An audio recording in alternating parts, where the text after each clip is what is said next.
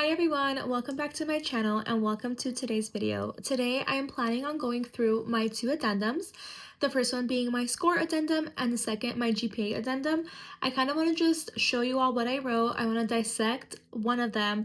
That way I can give you all an idea and a blueprint on what you should write. By no means take what I'm saying as gold, just take the advice, take what resonates with you, and what doesn't, that's fine. I just wanted to share this because I feel like since I took the JD-Next exam, I had to explain why, especially since it's so new. And yeah, I also want to say that I haven't posted in a month, and that's just because I genuinely don't know what else to share. So if there's anything that I should be covering, if you have any questions, or if you just want me to talk about the law school process more, let me know. I'm more than happy to talk about it. I also have my personal statement that I kind of want to share. I don't know if people actually want to see that. I also want to share my letter of recommendations, but I do need to ask for permission before I just post them because obviously other people wrote them for me. So without further ado, let's read my GPA addendum. Before I do, I just want to note the format here. So everywhere that you kind of do research about how to write addendums, they'll tell you to put in the header your name, the topic of the paper, and your LSAC number. For obvious reasons, I won't be including my LSAC number, but yeah, that should be going in the right-hand corner. So here is my GPA addendum. I am writing to address my undergraduate GPA, which may not fully reflect my potential and capabilities as a future law student. It is important for me to offer context, as the circumstances I faced were hurdles I ultimately overcame. So here, I just wanted to obviously set up the reason why I'm going to be writing my addendum, but I also wanted to share that these are things that I did overcome, and these obstacles have made me the person that I am and the applicant that I am for these law schools. Okay, paragraph 2. During my time at the University of Arizona, I took on significant responsibilities as a first-generation college student. In addition to balancing a full course load, I was deeply involved in community service and advocacy, while also attending to my family's small business. I worked multiple jobs and unpaid internships to support myself financially and gain all the hands-on experience I could. At times, I commuted up to an hour and 15 minutes each way between Tucson and Wilcox in a single day for my classes and internships, adding to the demands on my time and energy. So here, I'm just really telling the admissions committee what I went through while I was in school. So not only was I a full-time student, I also worked at my parents' small business. I sometimes was expected to go home, so I had to drive an hour and 15 minutes early in the morning to get to class and then late in the evening to get back home. And believe it or not, that time adds up. If you're driving an hour and 15 from school and to school, that could be like 3 hours that you're missing out in studying. So that was just kind of what I was trying to sell here. I also added that I worked multiple jobs and I did unpaid internships, which is all true. And obviously this is collaborated in my resume. And like I said, it's just, I wrote here is for me to gain experience and also to have a little bit of money in my pocket while I was attending college. So everything here was just, I was just telling the admissions committee how busy I was, which is why I got a 3.28 GPA. I think that was my GPA, I don't remember anymore.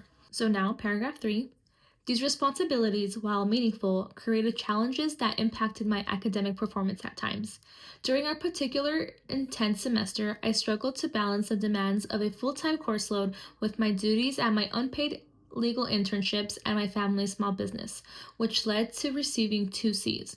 Despite these setbacks, I consistently maintained a B average and excelled in law-related courses, further fueling my passion for the legal field. I graduated with a strong foundation in time management, dedication, and work ethic, and I retained and applied the knowledge I gained throughout my education. So this is kind of where I address the little discrepancies in my GPA. I really believe that if I would have not gotten these 2 C's, I would have a higher GPA, but I just explained that I was just really busy. I had overly booked myself for some things, and this is where I'm explaining that. But then I also make the argument, and obviously I can collaborate this with my school transcript, that the law-related classes that I did have, I excelled in them. But then I make the argument that I had, other than these 2 C's. I had good grades, and in my law related courses, I actually only had A's or B's. So yeah, once again, just making myself seem like despite these setbacks, I'm still a good student, right? Like my average wasn't a C average, it was a B average.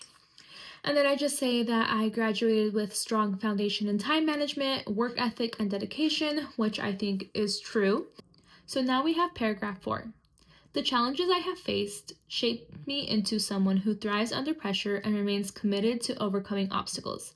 I have also learned to set boundaries, prioritize tasks, and take care of myself in a sustainable way. These experiences have strengthened my resilience and deepened my determination to succeed.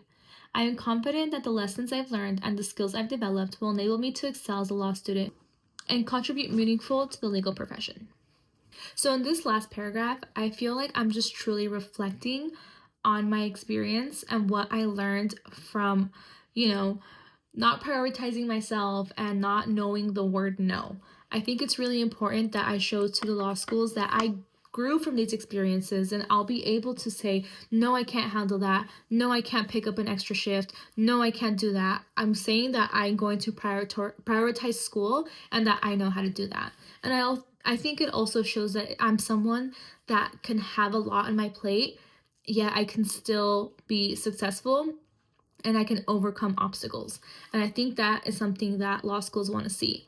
Something I didn't believe while I was going through the law school application process was that schools do holistic reviews of students. For some reason, I didn't believe that was true. I felt that they would just see my LSAT score and they would run, but I now know that that's not the case.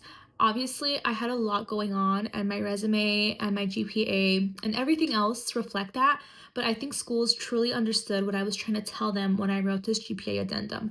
I told them that I was this first generation student that had to work, that wanted to get the most experience that I could. So I took 3 internships, that I wanted to be an advocate, I wanted to volunteer, that I was in the community, and I was still going to class and getting good grades, despite the 2 C's that I had. So I think that the admissions committee really saw that in my GPA addendum and they appreciated it. So please take what resonates with you and change it and tweak it to fit your personal story. Not everybody has a family that owns a restaurant. Not everybody has to commute an hour and 15 minutes, but think about the small things that you struggled with and you dealt with while you're going into school. That little token, you can make it in your favor. For some reason, I'll just use as an example, I didn't think that commuting to school was a big deal, but then I was watching a lot of YouTube videos and there was someone saying whoa, what do you mean you did that? That's a law. Not everyone does that. Write about that because it is something that you had to deal with. And at the end of the day, I overcame it and I graduated. So yeah. And I think it also just shows my determination to being successful. And now I want to share and I also want to read my score addendum. This is where I explained my decision to take the JD-Next over the LSAT. And let me read it first and then we can talk a little bit about my strategy when I wrote this. I would like to provide context for my LSAT score and explain my decision to take the JD-Next exam. As a first-generation student, I initially approached the LSAT without guidance and was unfamiliar with its structure, as well as the study strategies necessary for success. Unfortunately, I did not realize the value of diagnostic exams or the optimal preparation methods before sitting on the exam. As a result, I believe my score does not reflect my true potential. After being out of school for 3 years and reflecting on my experience, I discovered the JD-Next program. I appreciated its innovative and equitable approach to assessing future success in law school. As a first-generation minority student, the JD-Next course aligned more closely with my learning and test-taking style, which I believe contributed to a stronger score I achieved, a result I was genuinely proud of. I hope you will consider my potential I bring as a student who is dedicated, determined, and ready to put the hard work in. Thank you for your time and consideration. So, with my score addendum, I didn't want to make an excuse for myself. I wanted to just genuinely sell the point on why I thought the JD-Next was better for me than the LSAT. And obviously, in the first paragraph, I kind of set up my first generation experience. I say that I don't know. I didn't know what the LSAT required 6 months to 12 months studying. I didn't know that people have to have strategies. I didn't know anything about the LSAT. I didn't know how big of a deal the LSAT was. There's drilling, there's so much involved. But then I explained that the JD Next is a test that resonated with me. I do well and I excel when I'm given materials and I have time to study it and then I'm tested on it. That's when I do well. That's when a person like me, a minority of first gen, that's what I can excel in. And obviously I did because I had a very good score. I also feel like I added an element of self-awareness because I talk about how unprepared I was for the LSAT. And then I talk about me kind of deciding, okay, I want to go to law school, but knowing that the LSAT was not the best for me, but knowing that I found the JD Next score and recognizing within myself that I learn and I'm a better test taker in circumstances like the JD Next. So for me, that was really important. I didn't want to make excuses. I just wanted to kind of sell my point. And obviously this somewhat worked because I was accepted into law schools. But I know that LSAT addendums are different for different people. I know some people go through traumatic experiences while studying for the LSAT. I know people get pregnant while they're studying for the LSAT. I know that so many things happen. This was just true to me in my circumstance. That is all for today's video. I hope that this was helpful. I just want to end this video by saying that I've been getting a lot of you messaging me on TikTok, and I am so grateful that you have all found me and that you are not scared to reach out. The reason that I decided to share this journey with everybody is because I promised myself that if I got accepted into law school that I was going to, just because it's really important to keep the promises to yourself, but also because I didn't find anybody that was doing this while I was going through it, and it was really scary and so negative. And I just wanted to be the voice for somebody. I wanted to share this process.